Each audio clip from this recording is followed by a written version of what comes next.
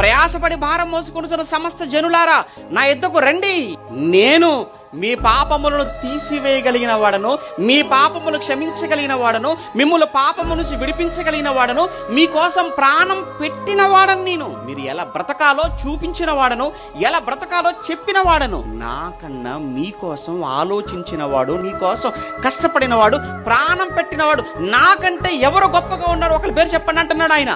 మరి నేనే మీరు అనుకున్న తర్వాత నా దగ్గర రావటానికి ఏంటి? నేను నమ్మకమైన వాడిని కదా, నేను ఎంత కష్టపడ్డానో మీకు తెలుసు కదా, ఎలా సేవ చేశానో మీకు తెలుసు కదా, ఎలాంటి మాటలు చెప్పానో తెలుసు కదా, నేను ఏం చేశానో ఆ రోజు ప్రపంచం కోసం, మీకోసం. ఇంత నాకన్నా పవిత్రతలో గాని, జ్ఞానములో కానీ, అద్భుతాలలో కానీ, ఏమంటే శక్తిలో కానీ నాకు సాటి అయిన ఏ ఒక్క వ్యక్తి అయినా నాకు తెలుసా? ఆయనకు మించిన పవిత్రత కలిగిన వాడు ఎవడున్నాడండి భూమి మీద?